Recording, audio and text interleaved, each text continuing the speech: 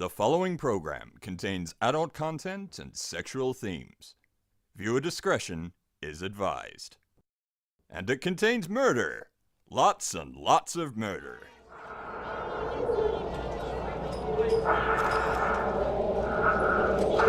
You stinking bastard. People tell me, hey, you're gonna go die and go to hell. At least I'm not alone. For 911, where's your emergency? Oh, this is Sandy. For 31 Rock, Plymouth Road. What's the problem? Send the police. Hey guys, don't be a hero, mate. And I said, I'm not trying to be a hero, but the police are coming. One in the chest, one in the head. Fired by Detective Sergeant Roger Rogerson. I was branching out. That's when the cannibalism started, eating of the heart and the arm muscle. I would have nailed Carl Williams' hands to a coffee table and just pulled it out of his backside.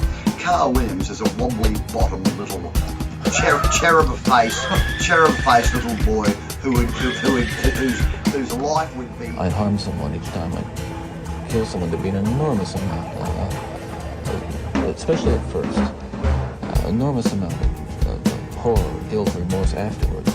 But then that impulse to do it again would come back even stronger. Welcome to another episode of Bloody Murder. My name's Barney Black. I'm here with my friend and colleague Tara Saraban. We're going to talk some murder. We're going to talk lots and lots of murder. What have you got to talk about today? I'm talking about the internet slave master. He's an all-around nice guy. Really? Yeah, this one's interesting to me because John Edward Robinson is his name, and he was the first known case of a serial killer using the internet to find his victims. So yeah. Wow, so he logged into Alta Vista and on Netscape Navigator and... I don't know. I wasn't really around that stuff then, but I'm guessing you do. Yeah, and you have to wait really long time for their pictures to come down. Oh, yeah. Remember that? I do actually remember that that. was pretty sweet. I remember the dial-up noise. That was weird. Yeah. But yeah, so he led a double life, and he was married the whole time and had kids and grandkids and went to church and school events, and no one who knew him suspected anything untoward was going on. Community-minded. Very community-minded. I actually read a book about this one. It was called Anyone You Want Me to Be by Stephen Singular and John Douglas. And you know I love me some John Douglas. Oh, absolutely. FBI profiler. Yeah. One of the first ones. He's written several books about his profiling experience. Mindhunter and Journey into Darkness are certainly If you like my true favourites. crime, look those ones up. Absolutely. Yeah. He's done interviews with some of the most notorious serial killers in the world as well as part of his research, like Bundy and Manson, Edmund Kemper. Silence of the Lambs was based on him partially. Well, yeah, apparently. Yeah. One of the characters was partially based on John Douglas. So this book was published in the early 2000s, and it gets a bit caught up in describing what an internet is and what a chat room is. So that's a little bit kind of tedious, but the stuff about the actual crime and the victims is really awesome. Cool. Yeah, what have you been up to? What are you going to talk about? What I'm going to talk about? I'm going to talk about some of Australia's longest serving prisoners and why they served very, very long jail sentences. Okay, that sounds interesting. Yeah. So you just had a slice of toast because you needed carbs. I did. I couldn't really read properly, so I needed carbs. Oh, and I didn't find enough butter there, so I asked you for some. And yeah, the grandma butter. Oh, yes. Grandma butter is butter that's been left out because, you know, grandmas never refrigerate their butter. It's just on a dish.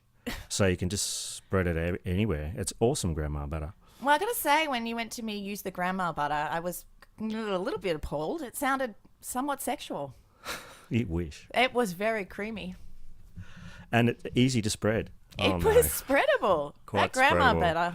Well, grandma butter is certainly very spreadable.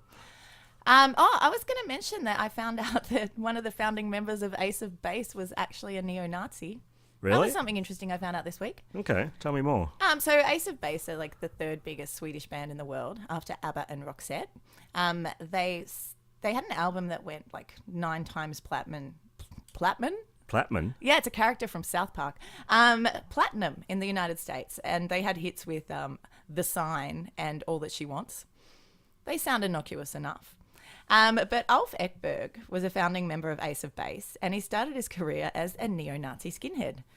Not only that, but he created a platform for his ideals through his Nazi punk band, Commit Suicide, which sang songs with explicit racist lyrics. How explicit, you might ask? How explicit, Tara? Thank you, Grandma Butter. Here's an example. Men in white hoods march down the road. We enjoy ourselves when we're soaring off N-words heads. Immigrant, we hate you. Out, out, out, out. Nordic people, wake up now. Shoot, shoot, shoot, shoot.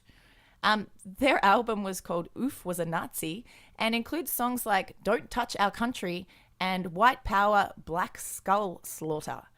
How fucked up is that? I never knew that. Ace of Base, more like Ace of Race. Ah, wow. What a story. You're going to listen to I Saw the Sign a little differently I'm now, deleting aren't you? those songs from my iTunes right now. You're deleting all of their albums. Yeah, I'm just going to delete everything in iTunes just to be safe. Well, most of your iTunes is just remixes of Ace of Base songs, so that would make sense. I'm going to cover myself in grandma butter and set fire to my computer. Wow. That sounds like quite a party. I'm really bummed I have to go to work later.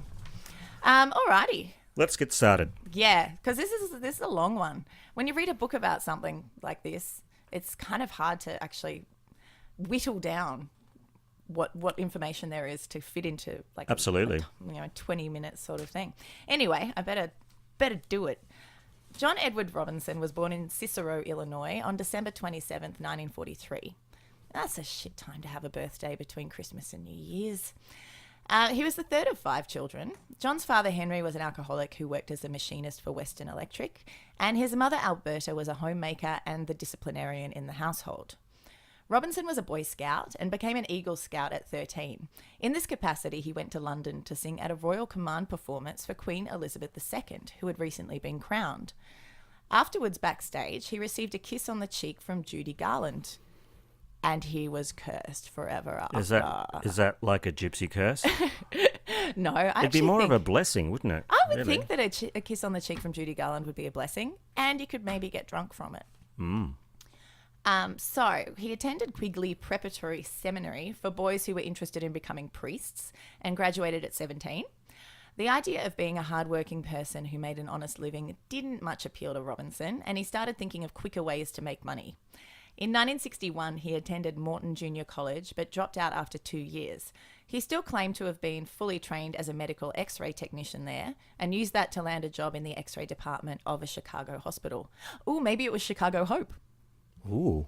I've never watched that. Hospital shows aren't my thing, but Yeah, I'm not a fan of hospital dramas. I'm going to assume that it was at Chicago Hope, whatever that is. In 1964, he met an attractive blonde named Nancy Jo Lynch and knocked her up pretty quickly. Yeah? Yeah. You put a baby in her tuppence. He covered her in grandma buttons. What? Grandma buttons. Yep. Covered her in grandma buttons. That's really special large wooden buttons that grandmas... For duffel coats and things Yes. like that. They more have toggles, don't they? And that's how she got pregnant. They married soon after. Wanting to increase his income without working more, he began stealing from his employer, and they caught him. They agreed not to press charges against him after he promised to pay the money back. Not even a slap on the wrist. Soon after this career snafu, Robinson and Nancy moved to Kansas City, where their family grew to include 4 children: John Jr., Kimberly, and twins Christopher and Christine. So many Chris's. Everyone in his family was named Chris, is what I'm getting Chris from this. is an excellent name. Well, his daughter Christine actually ended up being married to a police officer. Was he called Chris too? Yeah. Chris's husband, Chris, was a police officer. Right.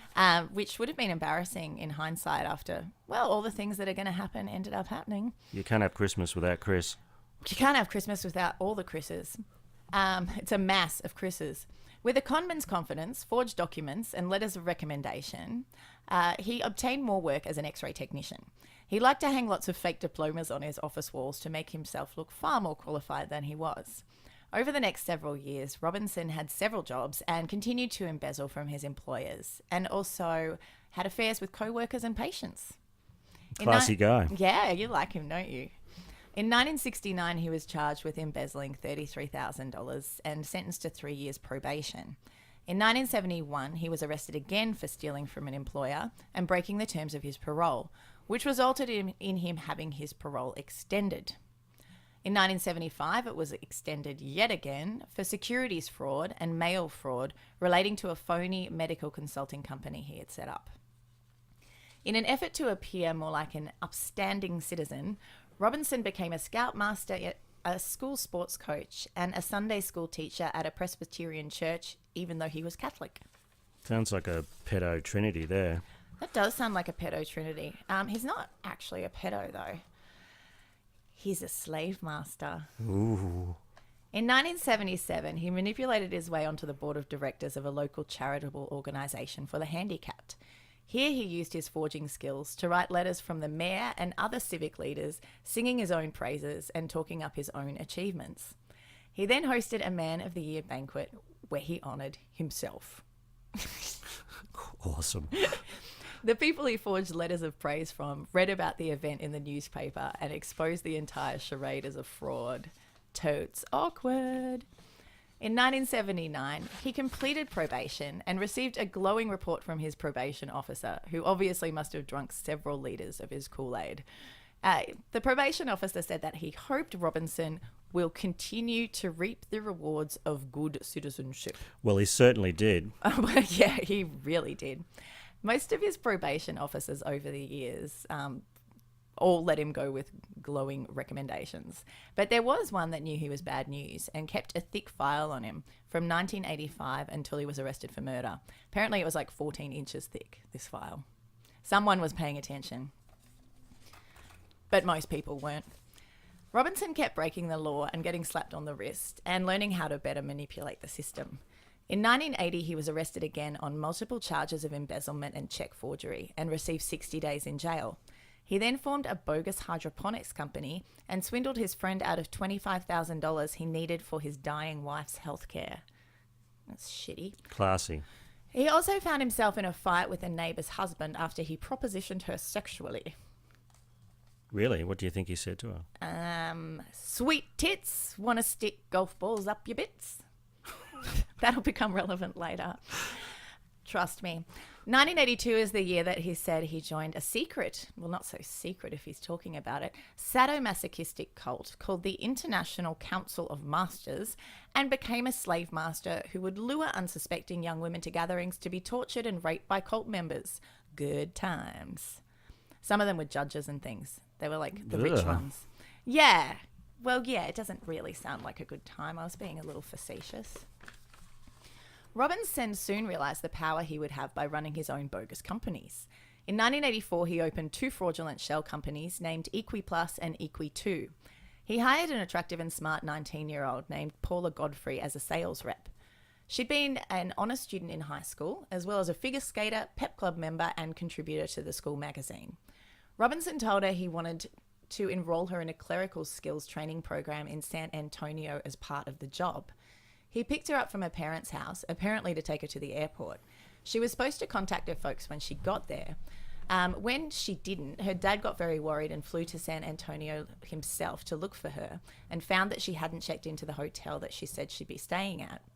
Godfrey confronted Robinson about his missing daughter, but he denied any knowledge of her whereabouts. Soon after this, Paula's family received a note postmarked Kansas City, apparently written by Paula, that said that she was fine, grateful to John Robinson for all of his help, and that she didn't want to see her family anymore, but there was no reason why. The letter was badly typed and included profanity, which was out of character for Paula. It was signed, "Love ya, Paula," but her family didn't recognise her signature. Her parents went to the police with the note. The police talked to Robinson and concluded that the note was real and Paula was fine. The police terminated their missing person investigation. Nobody but Robinson really knows what became of Paula Godfrey, and her body has never been found, but it's thought he might have given or sold her to the Council of Masters. Ugh. Grandma butter. Robinson's next scam was to pretend he ran a charitable organisation with links to successful businesses such as Xerox and IBM, who wanted to offer young unwed mothers opportunities for work and housing. Although informed by battered women's shelters of several young black women who seemed to fit the bill, Robinson held out for a white one. He saw the sign. Sorry, Ace of Base reference. Oh, nice. Yeah. Nice callback, Tara. I know, for the 3 people who get it. Lisa Stuzzy was a 19-year-old brunette who had a difficult life. Her father had died when she was growing up, and one of her brothers had killed himself. She married Carl Stuzzy in an effort to obtain the stable family upbringing she never had, but he re-enlisted in the Navy and took off soon after their daughter Tiffany was born. Robinson told Stasi he would get her an $800 a month job. If that didn't work out, he promised to provide her with educational opportunities. He put Lisa and the baby up at an inn, saying he was finalising their travelling plans. He had her sign 4 blank sheets of paper and provided with names and addresses of family members to keep them in the loop once she had left Kansas. So he scammed her, and nobody ever saw Lisa again. Maybe he killed her, maybe she ended up in the loving arms of the Council of Masters. He sold baby Tiffany for $5,500 in legal fees. What? To his brother and the sister-in-law who had no children of their own. They renamed her Heather. Robinson made it sound like it was a legitimate adoption, though. He provided them with convincing forged documents and said the mother had committed suicide. So they had no idea that they'd received a stolen child. Ugh. I know. Baby That's farming. really creepy. He's got his finger in every pie, and the pie isn't into it. During this time, Robinson was a busy guy who was always involved in several ventures, even running a BDSM-themed brothel. Nice. In 1987, 27-year-old Catherine Clampett left her child with her family in Texas and went to Kansas City for employment. Robinson hired her and promised her a job that would include extensive world travel and a whole new wardrobe. She disappeared in June 1987, and her missing persons case is actually still open. They've never found her or her remains. From 1987 to 1993, Robinson was incarcerated on several fraud charges, first in Kansas City and then Missouri. It was in prison that he learned all about computers. Thanks for that, prison. Here he met 49-year-old prison librarian Beverly Bonner. They had an affair, and she left her husband and moved to Kansas City to work for him upon his release. He'd obviously manipulated the crap out of her, and she had no idea what she was dealing with. Robinson organised for Bonner's alimony checks to be forwarded to a Kansas City post office box, and she was never heard from again. Her mother kept forwarding her alimony checks, and Robinson continued to cash them. You liking him so far? Yeah, I think he's great. Nice guy, new role model? Yeah. By now, Robinson had discovered the power of the internet as a tool for his destructive ways. Posing as a single wealthy farmer, he seduced Sheila Faith online and acted like the perfect man who would be happy to support her and her 15-year-old daughter Debbie, who had spina bifida and needed a motorised wheelchair to get around. Debbie's father had died a couple of years earlier, leaving the Faiths living in South Carolina in a bit of a financial pickle. John bragged about his properties and his stable of purebred horses. He told Sheila that if she came to Kansas, he was sure he'd have Debbie riding horses in no time. He also said he could get her into an expensive school for the disabled. Sheila was impressed by how kind, sensitive and generous John was. Community-minded. She thought he was a single man who was thrilled with the idea of becoming a family and helping look after Debbie. If it seems too good to be true. It's probably not true. In 1994, the Faiths packed up their car with their belongings and drove to Kansas to be with John. And it was all great after that. The end. After Sheila organised to have Debbie's $1,016 a month disability checks sent to the same address, same post office box, as Beverly Bonner's alimony checks, the Faiths disappeared. Sheila's brother received some typed letters with her signature at the bottom saying how well she and Debbie were doing. Using the handles Slave Master and Erudite Master, Robinson joined many sites and groups looking for women who were willing to play the submissive role and accept him as their master. Erudite? Erudite, I think it's like learned, like he's just like the best master. He's so erudite. So erudite. I like it. So he didn't have much trouble finding these women who I don't know. I don't understand. Anyway, he touted himself as the most mastery master that had ever mastered. Well, that's a very erudite thing to say. Those were actually my words, not him. I'm not as erudite as he. Oh, really? Yeah, not quite. I'm just like, somewhat educated master. He also posed as a wealthy, hardworking farmer and entrepreneur, and would always send him a picture of himself in double denim with a cowboy hat on. He didn't look dangerous with his big fat face. He was short, tubby, and balding, and looked more comical in his cowboy outfit. Now, I showed you that picture. Yeah, it's pretty funny. It's not sexy though, is it? Yeah. It's not scary either. It's like a potato's doing double denim. It is a potato in a Canadian tuxedo. Yeah, Canadian tuxedo. Sorry, Canadians. Oh, they love that. So he also sought out women in dire financial situations that needed a job and promised them great jobs through his bogus companies. Some of the women he had these relationships with actually didn't get murdered, but they didn't have a great time either, which is surprising to me. He often made them sign slave contracts, which gives me like a massive case of the hell no's, like seriously. Do you want to hear some excerpts from them though? Sure. Oh, it's going to hurt me to say this stuff. It's going to... All right. I will obey my master at all times and will wholeheartedly seek your pleasure and well-being above all other considerations. I renounce all my rights to my own pleasure, comfort, or gratification, except insofar as you desire or permit them. Sounds like the French marriage vows. Oh, God. I think it's actually the contract that the women from Ace of Base signed before joining the band. I will strive diligently to remold my body, my habits, and my attitudes in accordance with your desires. I will seek always to please you better and will gracefully accept criticism as a means for growth. I renounce all rights to privacy or concealment from you. I understand and agree that any failure by me to comply fully with your desires should be regarded as sufficient cause for possibly severe punishment. Ugh. I unconditionally accept as prerogative anything that you may choose to do with me, whether as punishment, for your amusement, or whatever purpose, no matter how painful or humiliating to myself. That's so much hell no. This is the standard public service contract, isn't it? Actually, I think I signed one of these when I started at my current work. So, God, don't sign anything like that. In the guise of their BDSM master, he also had women sign over all their bank accounts and savings to him. He had lots of online relationships with women who signed his contract. He swindled one out of 17,000 and tried to make another get his initials branded on her. It's also icky, and it just gets more icky. Promises. In 1997, Isabella Lewicka was a 21-year-old student who lived in Indiana. She'd been born in Poland and came out to the US with her parents when she was 14. She was into art, literature, occult books, and alternative lifestyles. She dressed in black with lots of silver jewelry and wore a nose ring.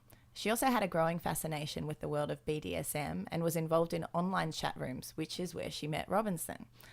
He told her that he was an international book agent and offered her a job as not only his sex slave, but also his secretary and as an illustrator for some BDSM manuscripts. If it sounds too good to be true. Health insurance as well? I think he had a great dental plan. It's anti-health insurance. Yes, I think she might need some life insurance. Isabella dropped out of uni and moved to Kansas. Robinson and Isabella filed for a marriage license, but there's no record of them getting married. However, she might have thought that they were, as she wore a ruby ring on her wedding finger and told people she was married to an older man. They didn't live together, though, because remember, he's married through this entire saga and goes home to his unsuspecting wifey. This relationship actually lasted a couple of years, as Isabella didn't disappear until 1999. Robinson explained her absence from the office by saying that she'd been caught smoking marijuana and deported. She fucking wishes she'd been caught smoking marijuana and deported. Does that really happen? Well, it hasn't happened to me, but I was born here. I don't know. Maybe some of our listeners could tell us that, if that actually can really happen. Okay, the thing is, it depends what kind of visa that you're on, because if you're a permanent resident or a citizen, that's just not going to happen. Well, in Kansas in the late 90s, 97, you said? Yeah, in Kansas in the late 90s, could you get deported for smoking marijuana? Okay, if anyone wants to let us know. Sure. Okay. In 2000, Suzette Troughton was 27 years old and living in Michigan. She was the youngest of 5 children whose parents had a tumultuous relationship, having married and divorced each other 3 times. She'd battled emotional issues and weight problems her whole life. She even once tried to commit suicide by shooting herself in the stomach, but just received a flesh wound. Sorry, that's not funny. I know, it sounds... It's true. It's true. It's true. By her mid-20s, she was energetic and curious and interested in trying new things. She hoped to become a nurse, but would need to complete more studies to do so. Robinson, being the master manipulator that he was, found a way to tap into Suzette's desires and offered her not only a slave contract, but also $65,000 a year to look after his imaginary father, Papa John. His actual father was long dead. He said the job included travel to Hawaii and Hong Kong. To look after Papa John. Yeah, Papa John loves going to Hong Kong. And Hawaii. And Hawaii. Everybody's imaginary dad has a great time in Hawaii. So Suzette moved to Kansas to assume the positions. Her first job was to sign 30 blank pieces of paper and give him the details of her friends and family. Should have signed him in the middle or up the top. Yeah, that would have messed him up. That would have made him come undone. So Robinson told her that she'd be so busy with work and traveling and just having so much fun that she wouldn't have time to keep her friends and family abreast of where she was. And so he'd just do that for her with the signed bits of paper. Oh, how considerate. It sounds legit. He's a very generous man. All right, stuff's about to get real weird. Oh, it hasn't been weird up to now? No, that was like the normal stuff. Shit's about to go down. I just hope I can hold it together enough to make it happen. All right. Robinson made a sex tape of Suzette and himself together. It starts with Suzette naked on the bed while Down Under by Australian band Men at Work played in the background. She just smiled and gave me a Vegemite sandwich. With lots of grandma butter. Mm-hmm.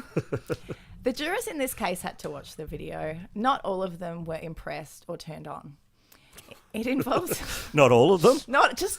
Most of them just were, but there was eight of them. There's always like that one holdout that just isn't impressed or turned on by anything. Could I get a copy of that to take home with me? I think we're going to need to watch the whole thing again for me to really decide how I feel about it. So it involves a lot of spanking, dildo play, and fellatio. He also had a thing about women shoving golf balls up their bits. So there's that too. Oh, any anal lingus?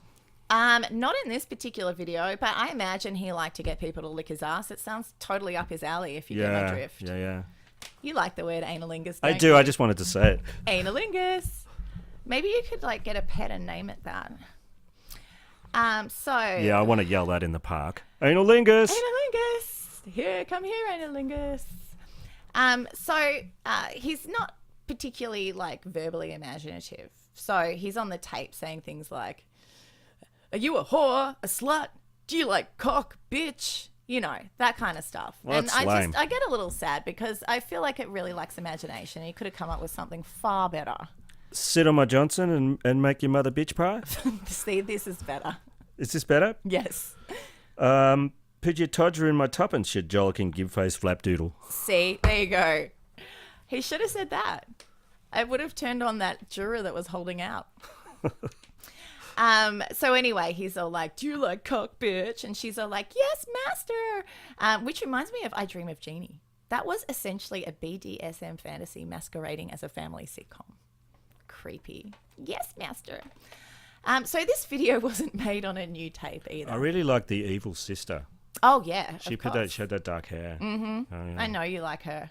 Who wouldn't like her? I think I've had dreams about the evil I sister think of you've Jeannie. Tossed one off to her. That's more than once. Really? Tossed one off? Well, yeah, because I was thinking rubbed one out, but that's what women do, right? No, they double click them out. They scroll through really long Word documents. God. I can't remember a term for men wanking now. Wanking? That's a good one. There's got to be jerked off. There you go. Thank you. Taking care of my personal issues. Do you think this part of the episode will one day make it into the Smithsonian? I'm writing a letter to my mother. Right, is this the profanity? Yes. Okay, so this video wasn't made on a new tape. It was taped over, and I kid you not, Charlie and the Chocolate Factory. After the sex tape ends and the golf balls plop out of Suzette's junk, Scenes from Charlie and the Chocolate Factory start playing. Oompa loompa lumpity. Oh, God. Oh no, golf balls, no. Oh, I'm never going to look at that movie the same again. Okay, so in late February, Suzette stops communicating with her friends and family online in the vernacular that they're used to. This must be when he killed her and made pathetic attempts to pretend to be her online in typed letters to her family. Suzette had given her mother Robinson's phone and pager number, even though, he told her not to. Bad slave. When Suzette stopped calling, her mother contacted Robinson. He said that Suzette had stolen money from him and run off. She, like many relatives of the other missing women, filed a missing persons report. The police and FBI were aware of Robinson's links to many of the missing women and had actually been watching the apartment he put Suzette up in when the Glorious Bondage movie was made. So Robinson was getting cocky and making mistakes, and his whole twisted web was about to come apart. A woman named Vicky responded to all of Robinson's manipulative crap, the S&M contract and the job offer, etc. She came from Texas to meet him, but didn't enjoy being slapped around, sodomized by this pudgy little fucker, and particularly took offense when he took her bag of $700 worth of sex toys from her and refused to give it back. Oh, man. It's my favourite dildo. I know. I'm just putting them in the dishwasher to wash them. If he was planning on keeping them there. Yeah, well, he's the master. He can keep them, can't he? Yeah, she actually made him make some amendments to that contract, but that's probably why he lost interest. So Vicky decided to press charges against him, even though he had compromising photos of her that he threatened to release if she did so. A similar thing happened with another woman that he beat up for not being the perfect slave, and she also contacted the police. The investigation into Robinson was long, complicated and grueling and involved different jurisdictions. On the 2nd of June 2000, police arrested Robinson at his home. They had search warrants for his properties and storage unit. At his ranch, they found the decomposing bodies of Isabella Lewicka and Suzette Trounton in 55-gallon chemical drums. In his storage unit, they found the bodies of Sheila and Debbie Faith and Beverly Bonner, also in 55-gallon chemical drums. All had died from blunt force trauma to the head. When I Google imaged this guy's name, I think I put John Edward Robinson, murderer. One of the first pictures is actually of one of these decomposing bodies. I was a little shocked. It's really gross. Normally you have to look for that stuff. It doesn't just come up and slap you in the face. So because he'd committed murders in Kansas and Missouri, there was a bit of a pissing contest about who could try him when and for what. They both wanted to kill him. Yeah, I believe so. There was also some grandstanding on the part of one of the DAs. In a nutshell, Robinson received 2 death sentences and some other time and is currently on death row at the El Dorado Correctional Facility in Kansas. And they better not be letting him use the fucking internet. His long-suffering wife, Nancy, finally divorced him in 2005 after 41 years of marriage. She cited irreconcilable differences. Well, I hope the Chris twins are happy now. I think the Chris twins were very, traumatized. Wow, what a story. It's not over. It's nearly over. The truth about the adoption of Lisa Stasi's daughter, Tiffany, also came out. Oh, yeah. Yeah. So she's now met her biological father and settled out of court on a civil suit she filed against the Truman Medical Center in Kansas, which is how her mum got hooked up with John Robinson in the first place. Wow. I know. Crazy. So she was 15 or something when all of this came out. Wow. She knew she was adopted, but she had no idea that her mum had been murdered by this guy. That's awful. Yeah, so that's poor girl. Really intense. The internet slave master, he's a tubby little shithead for sure.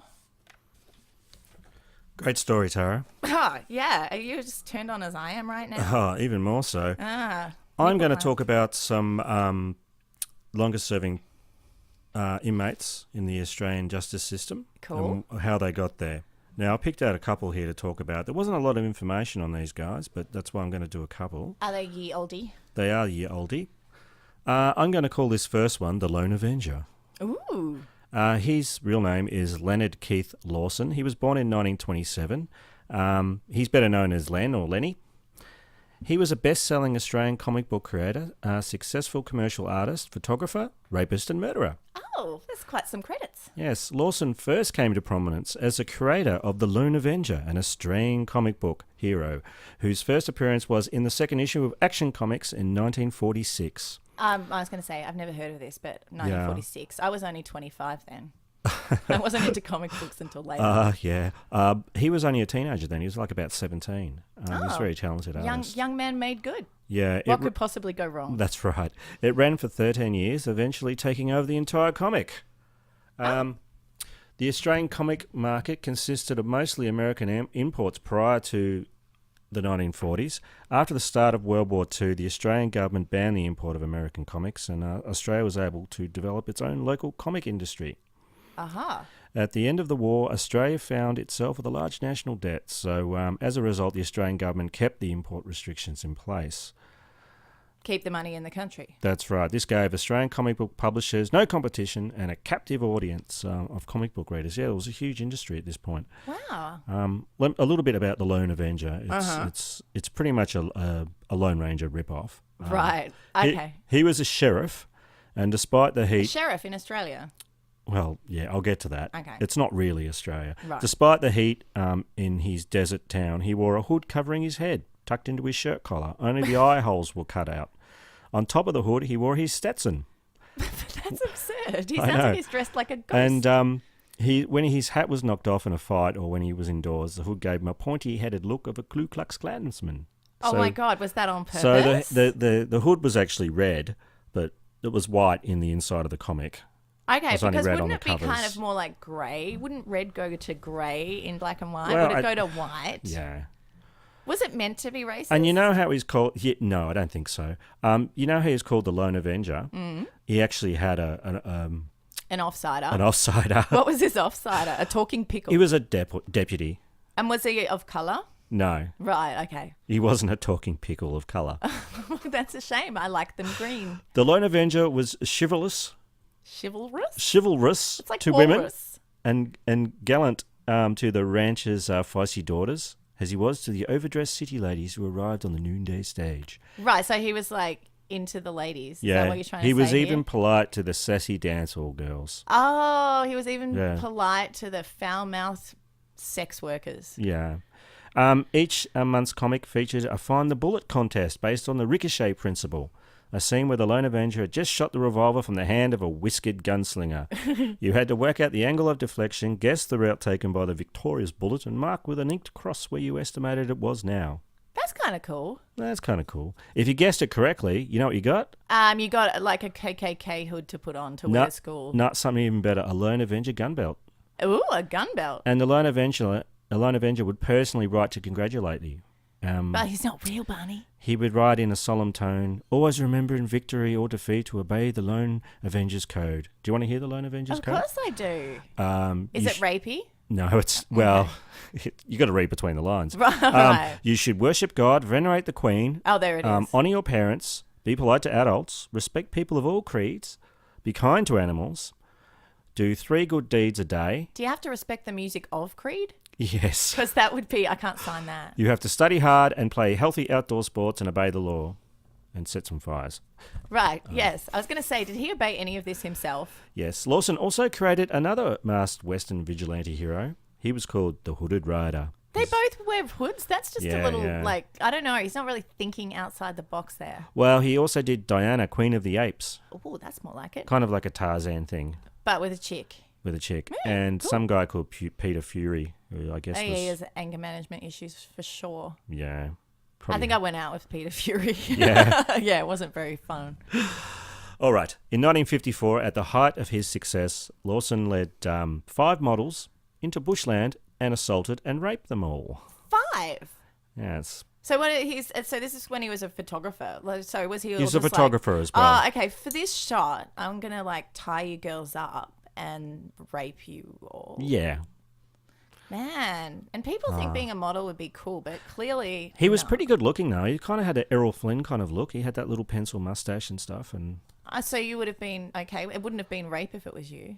No, I'm not saying that. You're hot for him. I didn't consent to this. You're covered in grandma butter over this dude, aren't you? I'm not covered in grandma butter. Leave me alone. Oh, he was, poor little Bonnie. You're a jollyking flapdoodle. I know, and I have to live with it every day. Really? Yeah, really. Punch you right in a tuppence. Oh, wow. That's what I think it is. It's a horrible thing to do. It is. It's a horrible thing to do. And he might disturb my golf balls. Your golf balls will just all fall on the floor.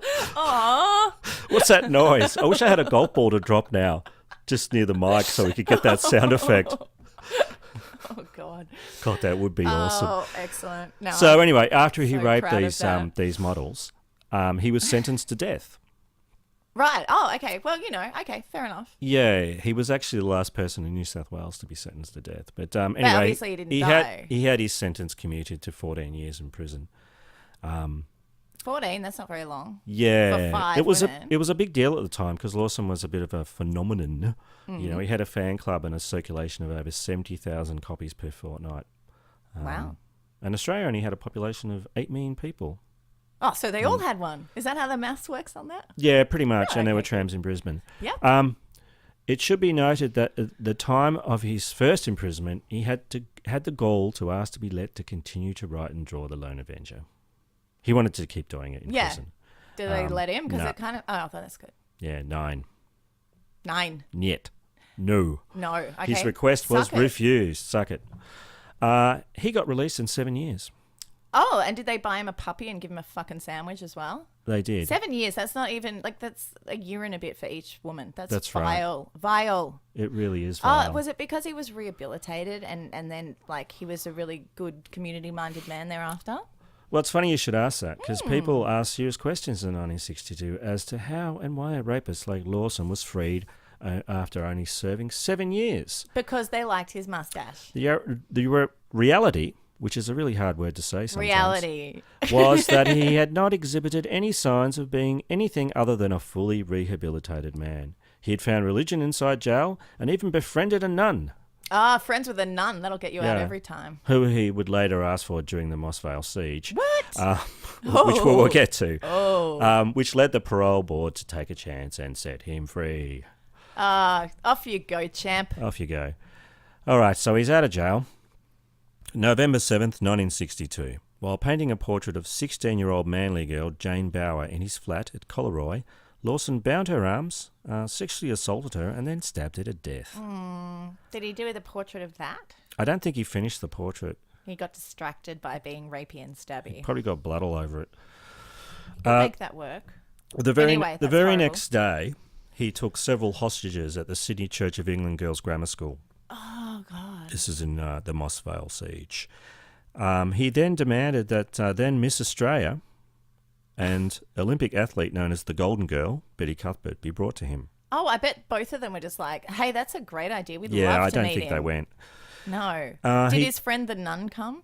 No, she didn't turn up She's too. like, actually, friendship over. Yeah. He then shot and killed a 15-year-old schoolgirl, Wendy Luscombe, before being overpowered. A few weeks earlier, he had dined with this school, with the pupils and staff, as an honoured author. Hang on, they let him come and hang out at their school when he's a convicted rapist. Well, he convinced the headmistress he was researching a novel set in the girls' school Yeah, well, I wonder Yeah. what happened in that novel. about taking him hostage and stabbing some and shooting others. And losing your nun friend forever. Anyway, he got jail for life now. Good. He's in jail for life. But there is more to this story. Oh, Jesus. Now what? Yeah. December 15th, 1972, a group of dancers arrived at Parramatta Jail to give a concert for the inmates. Hang on a second. Whoa. Dancers to give a concert at a jail. Yeah. What the fuck is with that? Yeah, Why and are they that's- getting dancers? I don't get people. I'm not in jail and no one gives me concerts. What's going on there? Johnny Cash played it at prison. That's true. But I mean, he didn't bring sexy dancers with him, did he? I don't think he brought sexy dancers. I think he did the sexy dancing himself. Oh, there, the man in black. The man, well, he was in black when he started, but he was Well. nude at the end. I don't think that's true. I'm pretty sure it's true. Yeah, I believe you. Okay, good. Lawson was on privileges, and he was in the audience. At the end of the performance, he whipped out a knife and jumped to the stage, holding the blade to the throat of dancer Sharon Hamilton in what prison warders believe was an escape attempt. Oh, God. Yeah, poor Sharon Hamilton. It really fucked her up.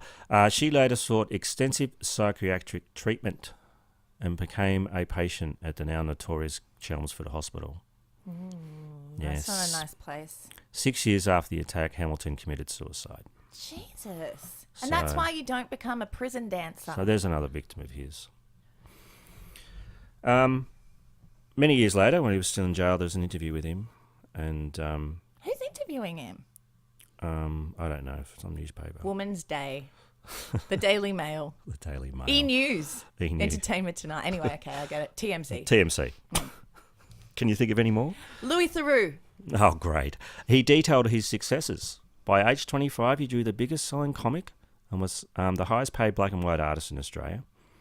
It's probably the only black and He white had artist friendships in with a Australia. lot of Australian celebrities, William Doble, Chips Rafferty, Peter Finch, people Right. like that. Bragging rights. Um, He was friends with a nun once. and, of course, The Hooded Rider and what was Diana, Queen of the Apes? Mm-hmm. Pretty popular too. And just as London and New York beckoned, I found my life in ruins. he Oh, said. I found my life in ruins. It was Yeah. nothing to do with your actions, was it? Yeah, a lot of It was just people celebrate unfortunate. his art, but I tell you what, there's been a lot of great Australian artists. Yeah, they and went you know all what? fucked I up. think they just celebrate his art because he's a bit of a dick as well. And Yeah. Yeah. It certainly gives it some edge in a kind of morbid way. Yeah, I guess you're right. Anyway, residing in Grafton Jail, Lawson applied for day leave in 1994. Oh, are they going to let him go stab another woman? He told a reporter that he believed he deserved some freedom and he wasn't a threat, although the rhythms of the city and its women got to him. Please tell me they didn't Yeah. send him off with $20 and a fucking sandwich. Niet. No, good. Denied. Good. Yeah. He also said about art, because he did a lot of painting, Everyone's a painting in critic. prison. He said this is what he thinks of modern art. He thought Sidney Nolan's Ned Kelly series was a joke painted by a 9-year-old, Right. and that any average 6-year-old could paint like Picasso. And yet they don't. No. After 50 years in jail, 50? it was close to 51 actually, Lenny Lawson died of a heart attack in 2003, age 76. That's a pretty good innings for a jailbird like that guy. Sorry, is he the longest serving prisoner? Or... He is not. Okay. Yeah. He's in the top 10 though. Excellent. But I'm not going to do all 10. I'm going to do a couple though. Yeah, we don't have it Okay, all day. well, let's talk about Eric Thomas Turner. Now, I'll tell you what he looks like. He's got ETT. Just he phoned home. E.T. Turner. He's got a face like a slapped ass, Nice. really chubby cheeks, and he's got this big hair, kind of like, like 70s Elvis, Like a wave. like a wave. What did he do? Well, he's a quadruple murderer. So he killed quadriplegics? Yeah, 4 times. Oh. He died in Long Bay Hospital, which is in the jail there, after spending 56 years Whoa, that's behind a very long bars. He was 80 when he died. He died from lung cancer because he liked a fag, a durry. Was he allowed to smoke in prison? Oh, I yeah, don't it was think you smo- are anymore. That's Yeah, not in Australian prisons. You can't smoke. There was riots about it, remember? Kind of. So, okay, E.T. Turner first killed in 1948 when he was 20. Mm. It was October. He strangled his girlfriend, 15-year-old Claire Sullivan, at Liverpool. Later that same day, he took an axe and murdered her father, 43-year-old Frank Sullivan. Shit. Oh, Frank and Claire. Keep it in the family.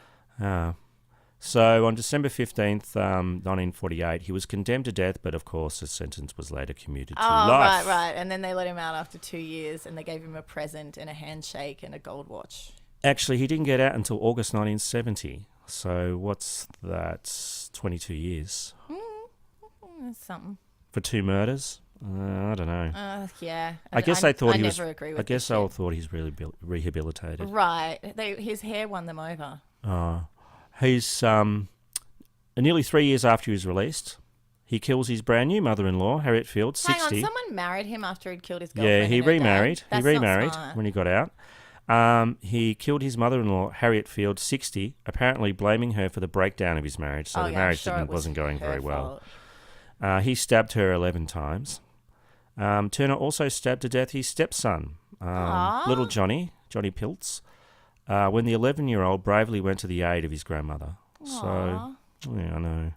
God, don't. There was a recent case, actually, where a woman married a guy who'd been in jail for murder, and he ended up killing her and her kids. It just doesn't sound like a great idea, people. Maybe don't do that.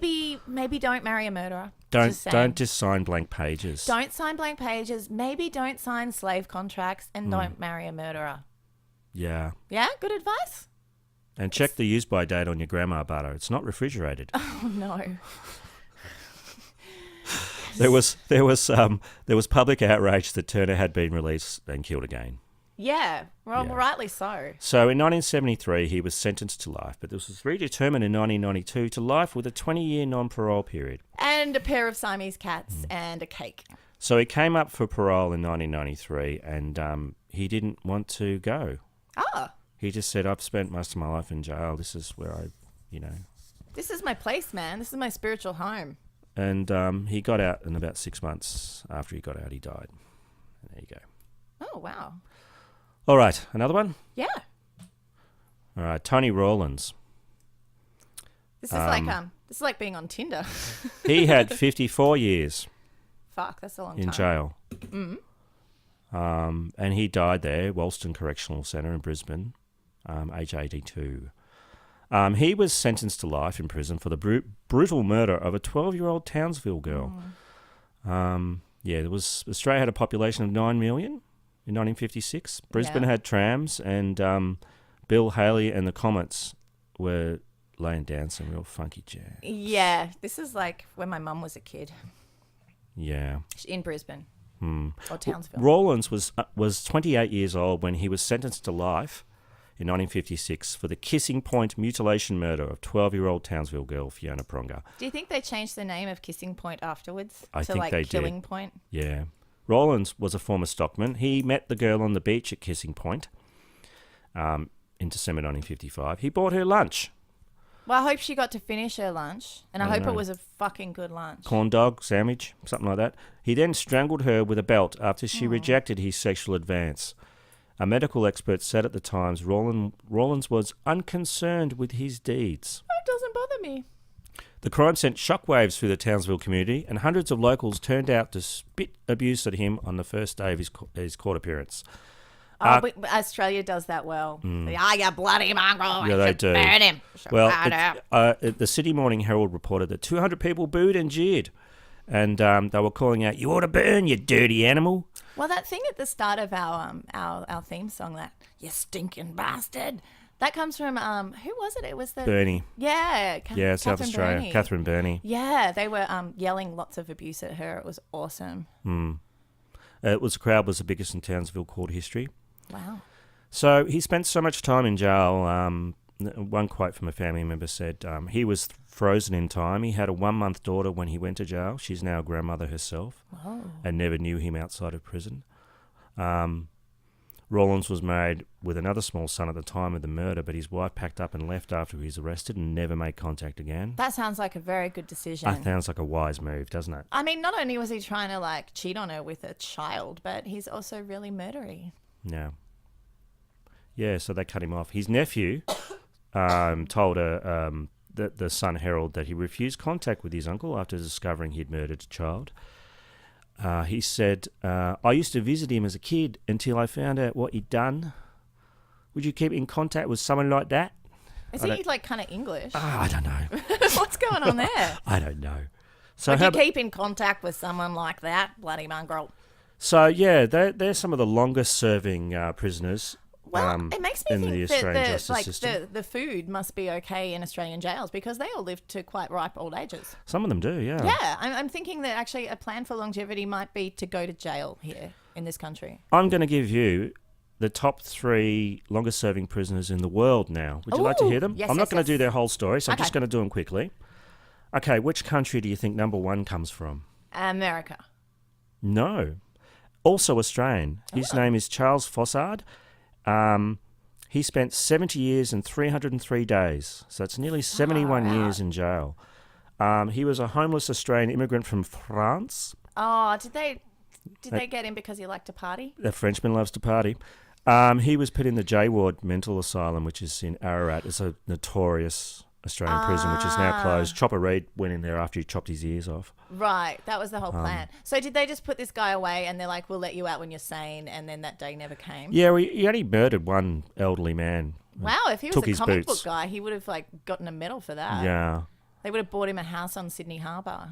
Well, obviously, they just said he was not fit to go back out into society if he was still dangerous. He was, but stealing people's footwear. though he died in custody, he was 92 92?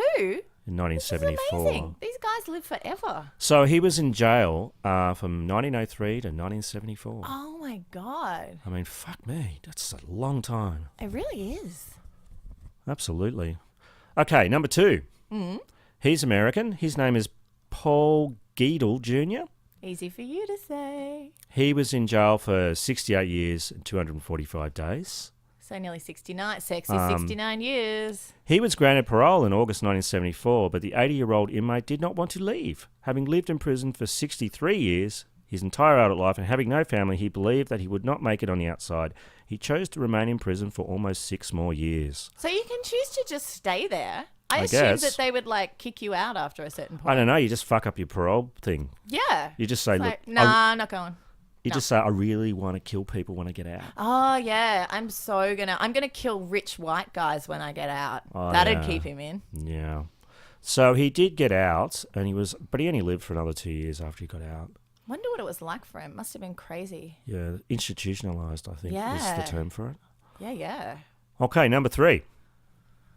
Another American. Okay. It makes me proud that Australia's number 1.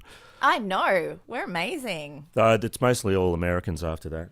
Well, Sorry to say. we are a convict country. Francis Clifford Smith. 66 years, 320 days he spent in jail. He is the oldest prisoner in the United States. He was sentenced to death for the murder of a night watchman during a robbery in July 1949. His sentence was changed to life in prison in 1954, only 2 hours before his scheduled execution. Oh, he must have been on tenterhooks. Oh God! If he knew that he was going to spend the next 67 years in jail, Maybe he was into it. I guess being alive is better than being dead anywhere. Really. I don't really know. Jury's still out on that one for me. The next one, another American, Johnson Van Dyke So Grisby. hang on, is this the fourth most? Yes, the okay. fourth. He's 66 years, 123 days. He was sentenced to life in prison for murder. He was denied parole 33 times before he was released at the age of 89. But he returned to prison voluntarily, citing difficulty finding a job. Right. Can't find a job. Put me back in the slammer. He died in 1987, aged 101. Whoa. Wow, the longevity of these people. I know, it's amazing, isn't it? Maybe crime helps you live longer. So that's a lot of numbers for you. Do you want some more? Yeah, just jerk off and spray the numbers all over me. Oh, bloody hell. I know. Sure. I don't know where that came from. Whoa there. Hey, yeah. Just rein it in a little bit there. Just Whoa. Winded back a little bit. Okay, would you like to hear about the longest sentences ever dealt in Australia? Yes. Out. Okay. Well, you're going to know who these people are. Mm-hmm. But for our Is it listeners... me? No, it's not you. Maybe I'll tell the name and you can say what they do. All right, sure. Okay. Ivan Milat. Okay, he's the backpacker murderer. He liked to be rapey and killy in the Belanglo State Forest in New South Wales. He did. He got 181 years. Okay, he killed several people. I guess that's fair. John Bunting and Robert Wagner. Okay, Snowtown, bodies in the barrels, kept cashing their social security checks. What about 6 or 7 Yeah, people? about Something like that? Yeah. And a dog. In South Australia. Yeah, kill my dog. Kill my dog. 275 years for John and 175 years for Robert Wagner. They were pretty tortury too. Didn't he kill Natalie Wood? Maybe, but it might have been Christopher Walken. Oh, yeah, that's right. Okay, Roger Dean. Roger Dean. He's the nurse that like killed people. He burnt people in an old people's home. He like set it on fire to cover up the fact that he was stealing drugs from there. He was like a nurse or something. Yeah, that's a really fascinating story. I think Casefile did that. Yeah, if you wanna look someone's that done up. it. Yeah. He got 349 years. Whoa. And He's going to be so old when he gets out. I know. Number 1, Martin Bryant. Port Arthur Massacre. Yeah, crazy surfer looking dude who shot the shit out of anyone he could. I think he's the biggest mass murderer. I think so. I think he still is. He certainly was at the time. 35 people, something like that, or 27? I can't remember. I can't It's a remember lot, either, though. but it's like way up there. Yeah, I've been there. It's a really creepy place. I haven't, but I'd like to. I read a book about it. It You was could- very, it's a very intense, obviously. I went there the year after it happened, and the geez. cafe had been pulled down, but you could still see all the bullet holes and stuff. In the trees and Yeah, stuff. well, in the sort of the foundations of where the cafe was. Yeah, and some of the what do you call them? Bollards, concrete bollards around it and stuff. Yeah. Yeah, he had some crazy weaponry, which really did. The Prime Minister at the time really changed all of our gun laws so that people can't have the crazy weaponry here. Thank God. Yeah, absolutely. I saw a recent photo of him, and He does bulked not. up. Yeah, he's really bulked up. It looks like someone shrunk his features and stuck him in the middle of a potato. I also read an article that said that he gave people head jobs in jail for cans of Coke. Oh, that's nice. I think he deserves that sort of lifestyle. Nice. Yeah. I hope he's unhappy. He got 1,652 years. Wow. That sounds fair. Yeah, that sounds fair. So there you go. Wow, so much jail. So much many jail. murdery dudes. No women. Come on, sisters. What I know. are we doing? We're sitting back, aren't we? We're just not moving forward. The glass ceiling of being a murderer is really prevalent in every society. Rant over. Wow, all right. I reckon we Aussie as it and we Let's do it. GTFO. Get the Siebes. fuck out. Siebes. That's when you can't be fucked saying CBF. Alrighty. So, fireworks have been banned in most Australian states for over 30 years. In 2003, a 26-year-old man found out the hard way just why this came to be. And it's mostly because we're dickheads who can't be trusted with stuff that explodes. Have you ever done anything dickheady with firecrackers? Well, when I was a youngster, we used to be able to go down to the milk bar and get them. But then, So cool. then I had to take my older brother, who was over 15. So, and then they just stopped. Yeah, I was really little when they Because stopped. things catch fire all the time. Kids were blowing their hands off. It was awesome. Yeah, we really can't be loved them, trusted though. with that. Oh, they were the best. And I love the smell of gunpowder and obviously the exploding things. Yeah. But I wouldn't have stuck one up my ass. No? No. Would you? You probably did. I don't know. An ambulance rushed to an Illawarra park after receiving reports that a man was hemorrhaging from his butt. The thankfully unidentified man had placed a lit firecracker between the cheeks of his butt, but then he stumbled and fell upon it before it exploded. Oh, that happens all the time. Yeah, whoops. We do caution people about these acts, said Acting Senior Sergeant John Kilpatrick of the local police. What was his name? No. John No. Emergency surgeon Dr. McCurdy said the resulting wound looked like a war injury. The explosion was forced upward. It blasted off his nads, and a great hole in his pelvis ruptured the urethra and injured muscles, rendering the man incontinent. Incontinent in 10 continents. Yeah, incontinent in every continent, as well as sexually dysfunctional. Hey. So two he had to good get a things. butt transplant and a junk transplant. I don't think you can get a junk transplant as such. Oh, but you can get a butt transplant. Sure, why not? So he survived to tell the tale, and it made him eligible for the dubious honour of a living Darwin Award. But how would he do stuff now? Not very easily. So he'd probably be in a wheelchair Possibly, or he would walk with very lots of cushions. bow-legged. Lots of cushions. I don't know. And they didn't give us his name, so we can't find out. And I would never Google image this because I haven't. But can you imagine? You'd get all kinds of horrible goatsy shit going on. Yeah. So yeah, Aussie as. Can't trust us with fire. No. Absolutely not. Are fireworks still legal in America? Can you just go and buy them? I don't know. I'll look If into someone that. wants to tell us they can. Sure. I'm really not sure. I really like fireworks. Oh, they're fantastic. They're really cool. Mm-hmm. Yeah. I'm sure serial killers like throw them at animals and stuff though. I haven't really read much of that in my travels, have you? No, not really. I'm just imagining. Well, that was a long one. We will be back next week for more bloody murder. We will indeed, and until then, keep kicking against the pricks. Absolutely. Adios.